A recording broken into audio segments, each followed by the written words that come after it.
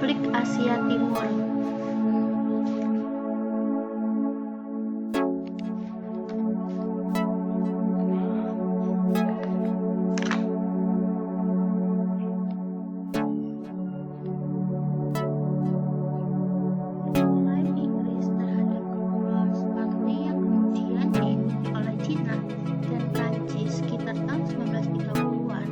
Menjadi awal konflik di Laut Cina Selatan.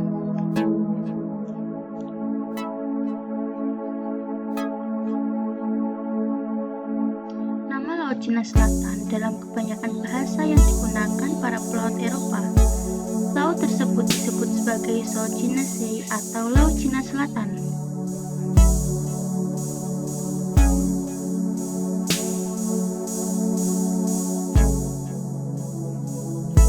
Portugis, orang Eropa pertama melayari wilayah perairan itu dan sekaligus memberikan nama, mengatakannya sebagai Mar da China atau Laut Cina. Mereka kemudian mengubahnya menjadi Laut Cina Selatan.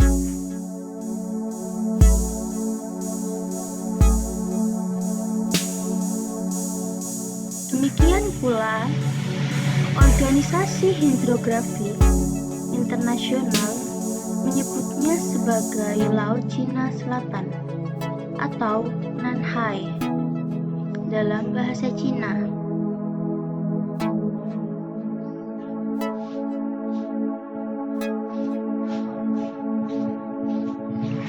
Waktu Perang Dunia II, Jepang mengusir Prancis dan menggunakan Kepulauan Spratly sebagai basis kapal selam.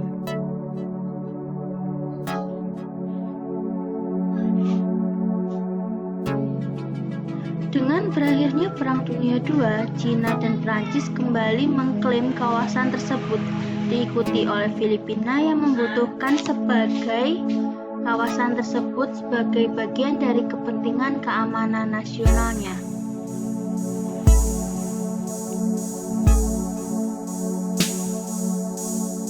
Konflik berkembang antara Cina dengan negara-negara ASEAN yang melibatkan Filipina, Vietnam, Brunei, Indonesia, dan Malaysia. Filipina, Vietnam, Brunei, Indonesia, dan Malaysia memilih perluasan kerjasama ekonomi daripada mempersoalkan klaim wilayah masing-masing negara dengan Cina.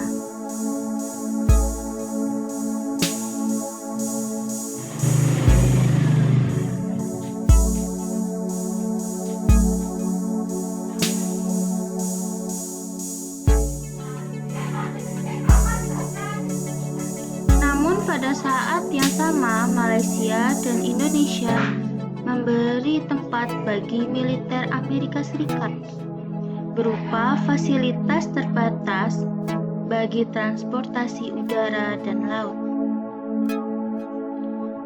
Mengapa Laut Cina Selatan diperebutkan?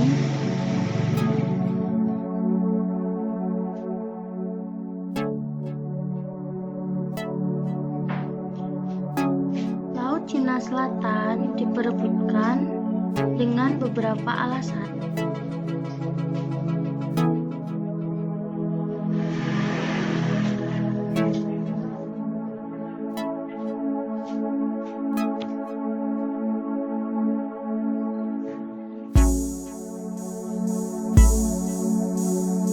Alasan yang pertama, Laut Cina Selatan adalah kawasan perairan yang strategis yang kaya sumber daya alam. Potensi kekayaan Laut Cina Selatan yang semakin dapat dieksplorasi belakangan ini mengungkapkan kepada dunia bahwa Perancis dan Spratly kemungkinan memiliki cadangan besar sumber daya alam, terutama mineral, minyak bumi, dan gas alam. Pemerintah Cina sendiri sangat optimis dengan potensi SDA yang ada di sana melalui riset-riset yang terus dilaksanakannya. Yang kedua, perairan kawasan Laut Cina Selatan merupakan rute utama perkapalan dan sumber pencarian ikan bagi kehidupan banyak orang dari berbagai negeri yang terletak di sekitarnya.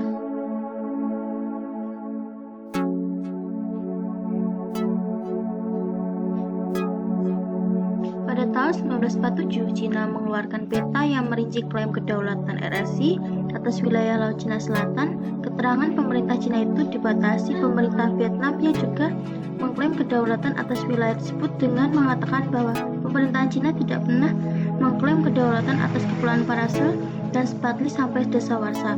Pemerintahan Vietnam kemudian menyatakan bahwa dua kepulauan itu masuk wilayah mereka, bukan wilayah Cina, sejak abad ke-17, dan mereka memiliki dokumen sebagai bukti.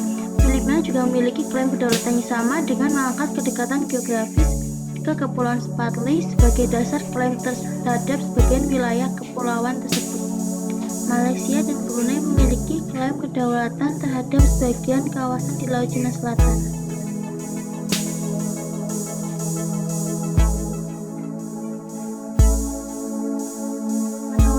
Kedua negara bertetangga dekat itu, perairan Laut Cina Selatan masih dalam kawasan zona ekonomi eksklusif mereka. ZII ditetapkan dalam Konvensi PBB tentang Hukum Laut tahun 1982 yang dapat mengklaim lebar laut sampai 200 mil. Memang Brunei tidak mengklaim kepemilikan wilayah atas dua kepulauan itu. Sementara Malaysia menyatakan bahwa jumlah kecil kawasan di Spratly adalah kepunyaan mereka. Cina menyerang Kepulauan Spratly pada 1988. Hal ini disebabkan beberapa hal. Yang pertama,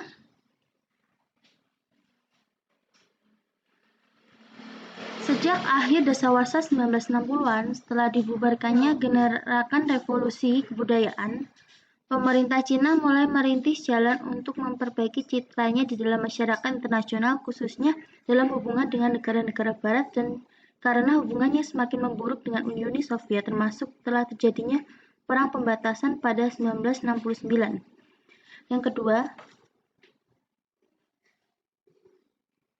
setelah Cina mengalami pergolakan politik di dalam negeri dan memuncak pada revolusi kebudayaan 1966 sampai 1968, kondisi Angkatan Laut Cina sangat memprihatinkan. Hal ini rupanya mempengaruhi niatnya untuk melakukan penyerangan di Kepulauan Spratly. Dan yang ketiga, setelah pada 1975 hubungan antara Cina dan Vietnam dapat dikatakan masih baik sampai 1978 ketika timbul masalah-masalah bilateral seperti pengusiran produk turunan Cina, masalah pembatasan dan invasi pasukan Vietnam yang berhasil mendapat rezim merah dukungan Beijing. Hubungan kedua negara diperburuk dengan terjadinya invasi sekejap pasukan Cina dengan dalih memberi pelajaran, namun buruknya hubungan tidak mendorong Cina melakukan sebuah wilayah ke Kepulauan Spratly. Konflik di Kepulauan Spratly yang melibatkan banyak negeri itu jelas mempunyai bagi keamanan regional di Asia Tenggara. Dua hal perlu diperhatikan dalam kaitan ini.